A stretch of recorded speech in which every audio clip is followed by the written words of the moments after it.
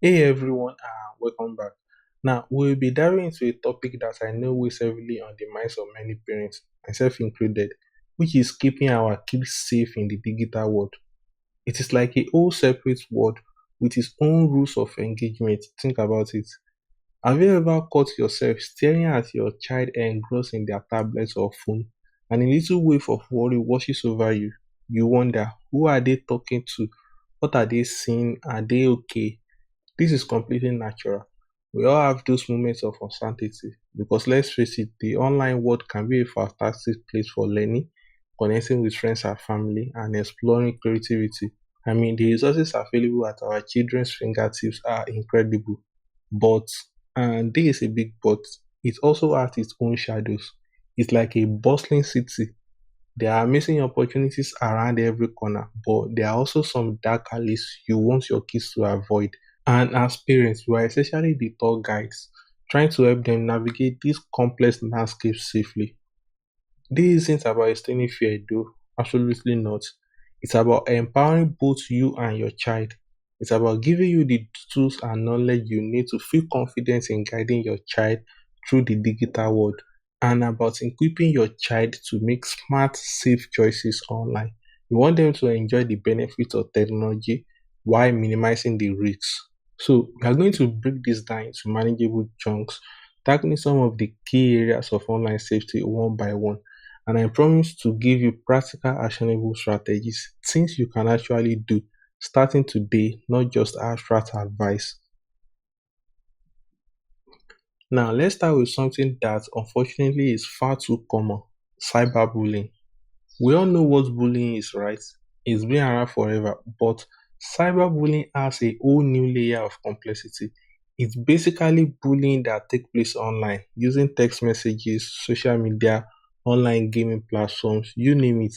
It can take so many forms: spreading nasty rumors, sending mean or threatening messages, posting embarrassing pictures or videos without someone's consent, deliberately excluding someone from an online group. The list goes on. One of the most challenging things about cyberbullying is that it can be much more harder to detect than traditional face to face bullying. It often happens in the digital shadows, out of sight of parents and teachers. A child can be sitting right next to you, seemingly engrossed in a game, and be silently enduring a torrent of abuse. That's why it's so important to be aware of the signs. So, what should you look for? Well, there's no single foolproof indicator, but changes in your child's behavior are often a red flag. As your normally outgoing child become withdrawn and quiet, are they suddenly anxious or depressed? Do they seem reluctant to use their devices, or do they get upset after being online? Are they secretive about what they are doing online, hiding their screens, or quickly closing windows when you walk into the room? Are they losing interest in activities they used to enjoy, like sports or hobbies? Are they having trouble sleeping or eating? Now, any one of these things could be caused by something else entirely. But if you notice a pattern or if you have a gut feeling that something is not right, trust your instinct. Talk to your child. And I know that conversation can be hard. They might be embarrassed, ashamed, or scared to tell you what's going on. They might worry that you will overreact or that you will take away their devices. So, how you approach this is important. Create a safe space. Let them know explicitly that they can talk to you about anything without fear of judgment or punishment. Start by saying something like, I've noticed you seem a little down today, and I'm worried about you. Is everything okay? You can talk to me about anything, and I promise I won't get mad. And then listen, really listen. Don't interrupt, don't lecture, don't jump to conclusion. Just let them talk and validate their feelings. Even if you think their reaction seems disproportionate to the situation, remember that their feelings are real to them. You might say something like, that sounds really awful. I can understand why you are so upset. If they do open up and tell you they are being cyberbullied, your first priority is to offer support and reassurance. Let them know that it's not their fault and that they did the right thing by telling you. Then take practical steps. Document everything. Save screenshots of the messages, post, or whatever form the bullying is taking. This evidence will be crucial if you need to report the bullying, and you should report it. Most social media platforms and online games have reporting mechanisms.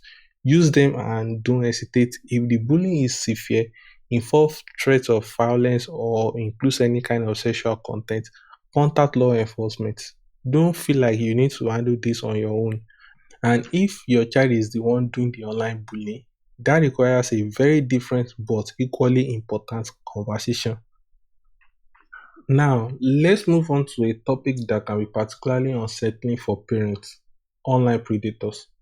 And I want to emphasize right from the start that this isn't about scaring you or your children. It's about awareness and about taking sensible precautions. It's about empowering your kids to navigate the online world safely, just like you teach them to look both ways before crossing the street. So, what exactly are online predators? Simply put, they are adults who use the internet to try to connect with children, usually for sexual or exploitative purposes. They are master manipulators. They might pretend to be kids themselves, creating fake profiles on social media or in online games. They might spend weeks or even months building a relationship with a child, gaining their trust before ever making an inappropriate suggestion. They are very good at what they do, which is why it's so important to be vigilant. The key here is age appropriate communication. You don't want to terrify your 5-year-old with graphic details, but you do want to start laying the groundwork for online safety from a young age. For younger children, the conversation might be as simple as, you know how we talk about not talking to strangers in the park? It's the same online. There are people online who might not be who they say they are, so it's important to be careful. You can use analogies they understand. For example, just like you wouldn't open the door to a stranger at home, you shouldn't talk to strangers online. As they get older, you can gradually provide more information. Explain that some adults pretend to be kids online to try to trick them or hurt them. Emphasize that they should never share personal information with anyone they don't know in real life. Things like their full name, address, phone number, school name, or even photos. Make sure they understand that it's never okay to meet someone they've met online in person without a parent or trusted adult present. This is a non negotiable rule. And importantly, create an environment where your child feels comfortable coming to you if anything online made them feel uneasy, uncomfortable, or scared. Let them know that they can always talk to you no matter what without fear of getting in trouble. That open communication is your best defense. You might say something like, if anyone online ever asks you for personal information or says anything that makes you feel weird or asks you to keep a secret from me, I want you to tell me right away. You won't be in trouble. I'm here to help you. And then listen. If your child does come to you with a concern, take it seriously. Don't dismiss it or downplay it. Validate their feelings and take appropriate action. It's also a good idea to familiarize yourself with the platforms and app your child is using. Spend some time exploring them, understanding how they work, and checking the privacy settings. Many platforms have built-in safety features that you can utilize. The goal here isn't to spy on your child, but to be aware of their online world and to be able to offer guidance and support. It's about being an informed and informed parent, just as you will be in their offline life. Think of it as knowing your child's friends and their parents in real life. You want to have a sense of who your child is interacting with online too. And knowing the general vibe and layout of the site is really useful. Next up, let's tackle another big concern for parents: inappropriate content. The internet is a vast and wonderful resource, but let's be honest, it's also a bit of a wide west.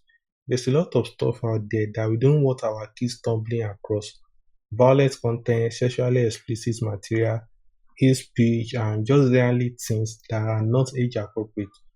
So, how do we protect them? Well, there's no magic wand and no single solution that's 100% foolproof. But there are tools and strategies you can use to significantly reduce the risk.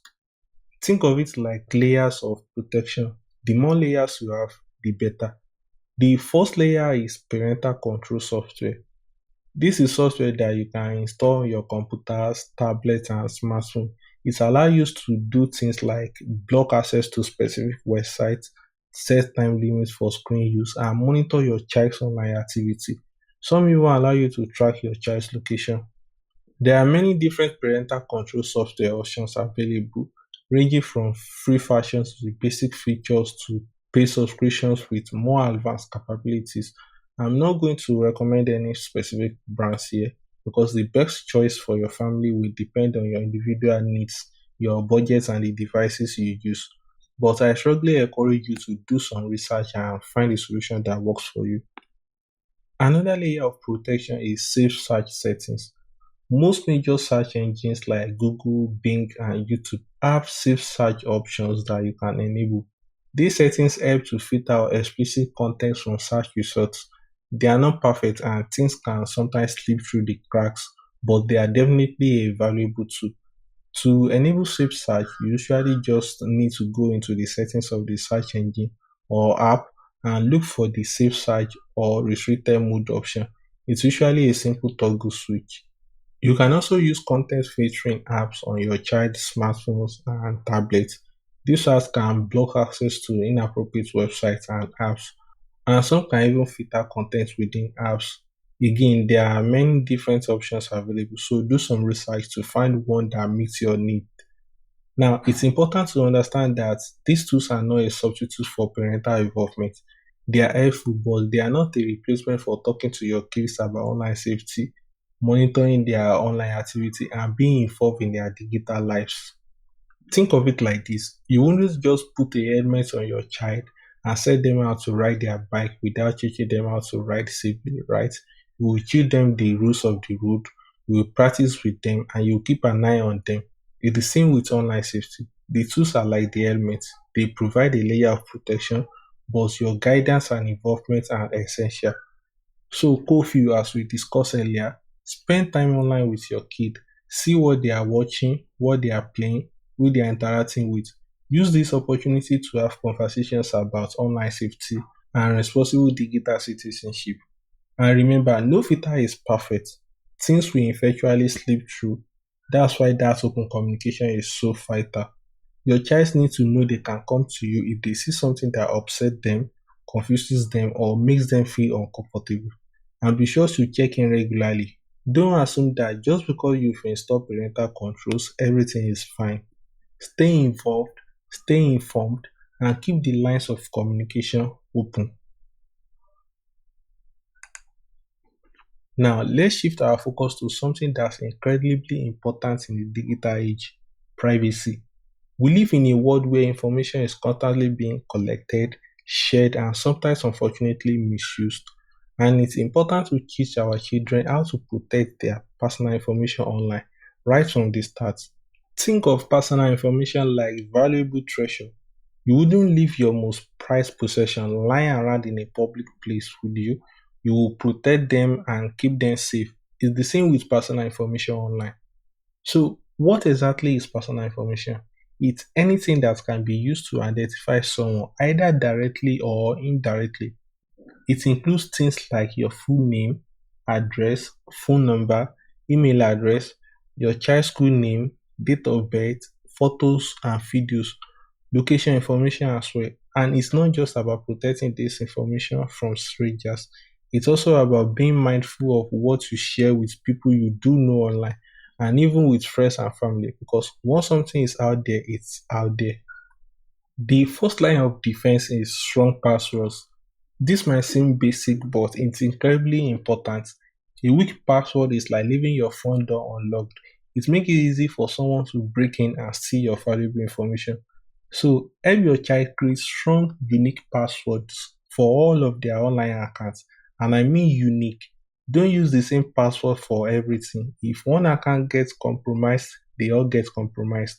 A strong password should be at least 12 characters long, and it should include a mix of uppercase and lowercase letters, numbers, and symbols. And it should be something that's not easy to guess, not their name, their birthday, the name of their pet, or anything that someone could easily find out about them. There are password manager apps that can help you and your child create and store strong passwords. This can be a great option, especially for older children who have multiple online accounts. Next, let's talk about privacy settings. Most social media platforms, online games, and apps have privacy settings that allow you to control who can see your child's profile, post photos, and other information. Take the time to sit down with your child and review these settings together. Adjust them to the most restrictive level that is appropriate for their age and maturity level. For younger children, this might mean making their profiles completely private so that only approved friends and family can see their information. For older children, you might allow them to have a bit more control, but still with careful monitoring. And it's not just about social media. Even seemingly harmless apps and websites can collect personal information. So be mindful of what information your child is providing when they sign up for new accounts or download new apps. Read the privacy policy or at least skim them to see what information is being collected and how it's being used. Teach your child to be skeptical. Teach them to question why an app or website needs certain information. Does a flashlight app really need access to their contacts or location? Probably not. And perhaps most importantly, emphasize the importance of never sharing personal information online with people they don't know in real life. This includes strangers they meet in online games, on social media, or in any other online forum. It's a constant learning process and it's something that you need to revisit regularly as your child grows and their online activities change. But by starting early and having this conversation openly and honestly, you can help your child develop good online privacy habits that will protect them for years to come. Now, let's talk about something that's closely related to privacy but has even longer term implications: your child's digital footprint. This is a concept that's important for kids to understand even at a young age. So, what exactly is a digital footprint? Is the trail of data that you leave behind whenever you use the internet. Every website you visit, every social media post you make, every photo you share, every online game you play, every search you conduct, it all adds to your digital footprint. Think of it like footprint in the sand on a beach. Each step you take leaves an imprint, but unlike footprint in the sand, which can be washed away by the tide, your digital footprint is often permanent. It can be very difficult and sometimes impossible to completely erase something once it's been posted online. And that's why it's so important to teach our children to think before they post, to be mindful of what they are sharing online, and to understand that their actions can have lasting consequences. Screenshots can be taken, things can be shared, and information can be copied and pasted. And that information can be seen by a wide audience, not just their friends and family, but also potential employers, college admission officers, and even law enforcement. I like to use the analogy of a permanent marker versus a pencil. When you write something in pencil, you can erase it, but when you write something with a permanent marker, it's there to stay. Posting something online is more like using a permanent marker. So encourage your child to ask themselves some key questions before they post anything online. Will I be comfortable with my parents, my teachers, or my future boss seeing this? Is this something that could potentially hurt or embarrass someone else? Is this something that could get me in trouble? Is this something I might regret later? Am I revealing personal information? If the answer to any of these questions is yes, then they should probably think twice before posting. It's also about teaching them to be respectful and responsible online citizens, to treat others with kindness and consideration, and to avoid engaging in any behavior that could be harmful or hurtful. This isn't about scaring them or stifling their creativity. It's about empowering them to make smart choices online and to understand that their actions have consequences. It's about helping them build a positive digital footprint, one that reflects their values and their character. Because increasingly our digital footprints are becoming part of our overall identity. They are a reflection of who we are, what we believe in, and how we interact with the world. And it's important for our children to understand that and to take ownership of their online presence. So, have those conversations early and often. Talk to your kids about their digital footprint. Help them understand the implication of their online activity and encourage them to be thoughtful, responsible, and respectful digital citizens.